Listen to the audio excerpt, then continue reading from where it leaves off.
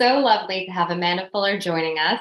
I have the very nice serendipitous occasion of meeting you at Patient Day for EndoFound.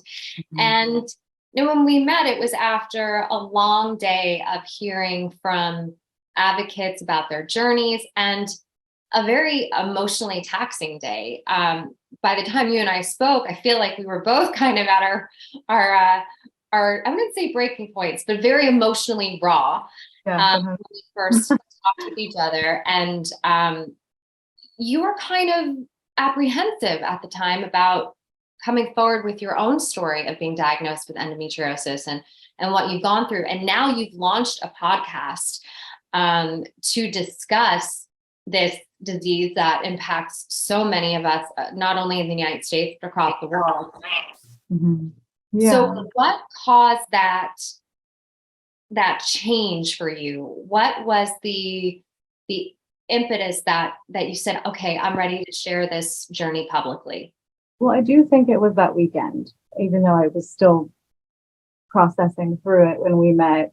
And maybe it wasn't like, oh, God, I didn't have the aha moment yet, but that weekend is definitely what has gotten me to this place. I had, struggled with endo my whole life without knowing what it was up until last year definitively. But I will say, maybe the past 5 years or so is when I started to get led in the direction of an endometriosis diagnosis.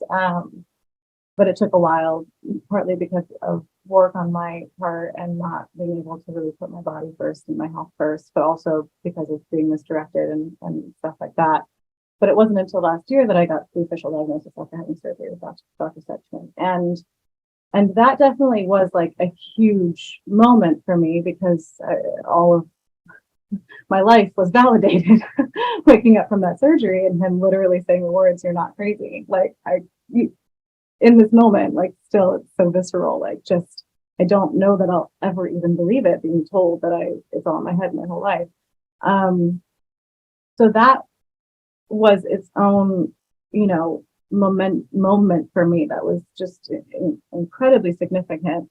But then I had physical healing from the recovery, and I have a young son, and life went on, and a whole year passed, and just knowing that I wanted to do something about advocacy for endometriosis, but not really knowing what my place would be, and still, feeling so uneducated, still even to this day, because there is so little education for us to even find. But that weekend was the emotional precipice of my entire life of leading up to that point, because it wasn't just me processing it, the diagnosis, and then kind of ignoring it and moving on with life, and knowing in the back of my head that something I needed to be a part of this whole cause.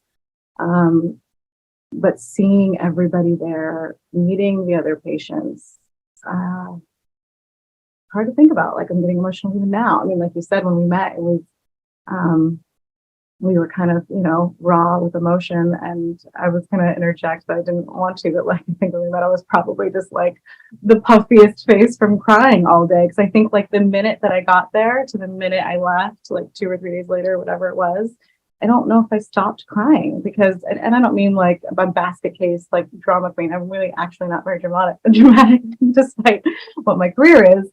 But in my real life, I tend to be more chill, especially because you kind of have to be when you live with chronic illness, and you're just putting on a face every day and pretending you're okay when you're not. But that moment was the first time I was allowed to actually connect to what my life has been, what my journey has been, seeing it reflected in so many other people. And then all of the education that was there too was just ding, ding, ding, all of these light bulbs going off, all of these synapses firing and going, oh my gosh, so many question marks I still had even after being diagnosed and having surgery, and even to this day, but they're starting to get answered, and they're starting to make connections that help just process what we're all going through on a daily basis. And so I left that knowing that I had to do something, but not knowing what it was.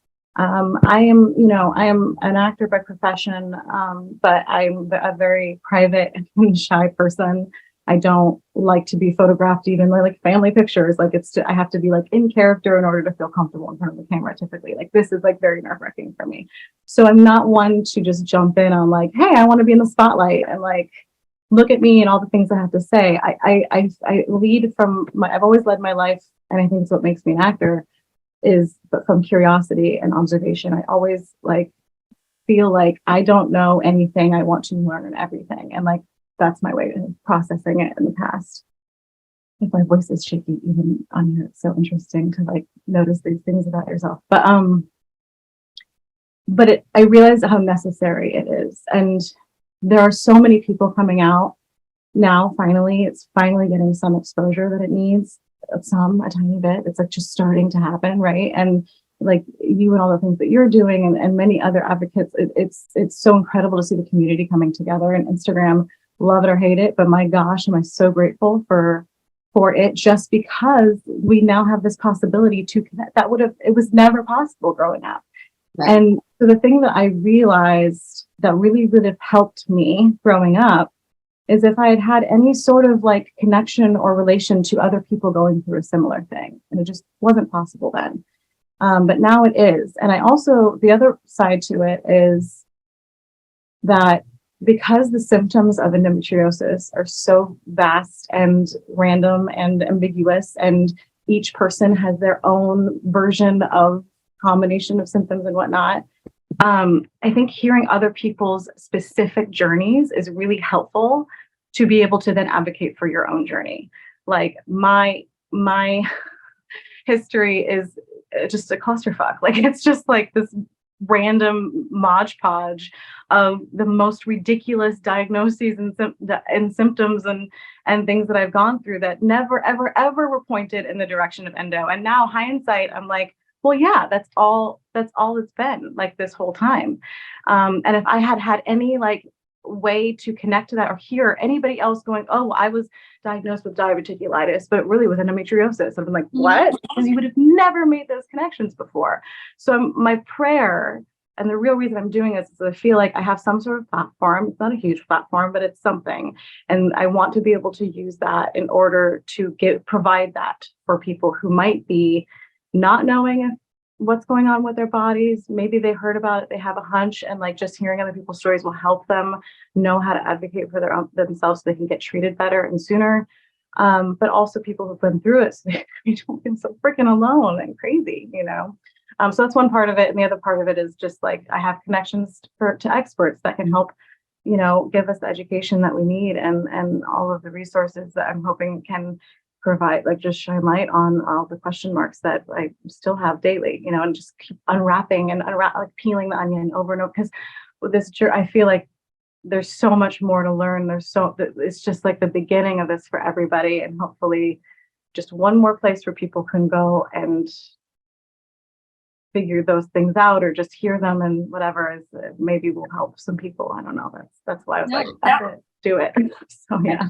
The more voices that are speaking out, that are educating, that are advocating, it's you know, it's an asset to the community at large. And then you come from another place too, from another side of things, as a mother who, you know, is dealing with this illness while having a young child, and that comes with a lot of I want to say there's a lot of hurdles with that we don't talk about, that how hard it is to, and I hate to use the word power, but power through the pain, and make sure that you're giving the bath and you're doing. So funny you're saying this, because my husband literally this morning was like, it's so great you're doing this today. And the reason he said that is because we have had, it's like to speak on what you're talking about, I have the perfect week of an example is my 3.5-year-old who has severe hemophilia B. So we deal with like certain health, there's been that's a whole other section of my life that I've had to adjust to and kind of conquer. But he had a whole bunch of normal toddler stuff happen like in a row this last week. He had his first eye infection. So then we're treating that with antibiotics, first time we've ever given him antibiotics, followed by a sinus infection, like full on worst he's ever had. Like I've never seen my kid not like it's been heartbreaking. And then we got through that. And then all of a sudden Sunday, his penis is hurting and he has his first penis infection. So then we literally were in the ER last night. We were in urgent care Sunday because he has hemophilia. It's a little bit more complicated than a typical thing, but I haven't slept. I've been doing nothing but taking care of him and happily, it's what I've meant and all I want to do in my life. But I'm also having a really, really, really bad menstruation, and I am having a major endo flare right now. And so this morning, like he was up at 6 and he's actually starting to feel better and everything's starting to look normal. And we're like, hallelujah. But he had me up for like 3 hours. And then at 9, we went to have breakfast and I was like, I'm just going to lay down for 20 minutes. And I was so hard conked out for a full hour and my husband's like, what's wrong? Like, are you okay? And I'm like, yeah, I think my body's just like, F you. Like, hi, what about me? Like, we're going through some stuff and you're not giving me any attention whatsoever. Yeah. And so I was like a zombie coming in to do this. And he's like, this is great. You'll be able to. I'm like, is it though? Because I can't think straight. Reality. But it's a good example of what you're talking about. It makes it. And yet, as someone with endometriosis and hearing so many women who are struggling to have children and being one of the very few that has had the privilege and the miracle of having one, like I'm very much aware of that every day of my life. And like, we'll never take that for granted, so there's this which is a blessing and a curse because you're constantly reminded of the miracle and the beauty of it. And also there's a little bit of pressure there to be like, well, you're not allowed to really feel what it is that you're feeling because you're one of the lucky, everyone's story specifically has so many different layers to it, and that's just a part of mine. But yeah, like you said, there's a lot of similarities, but there's differences with everybody's journey. Yeah. And that's so great about you doing this podcast and not only sharing what you're going through, but other people are going through and further educating. So I am so grateful for your time today, especially for you. Honestly, you are one of the main reasons also, just you as an example, everything that you're doing, how gracefully you're doing it. I'm such a huge fan, and I'm just so grateful for you because I feel like without that example, without the example, your example, it would have been harder for me to kind of pinpoint how I could contribute to the community. So I honor you and thank you so much for everything that you're doing. And I hope that you'll be on my podcast. I haven't technically emailed you yet because I'm still trying to figure out how to do a podcast, but yes. Everything's a work in progress, but I hope your son feels better and I hope you get so much needed rest and relief. And I look forward to everything you're about to embark on. Thank you so much.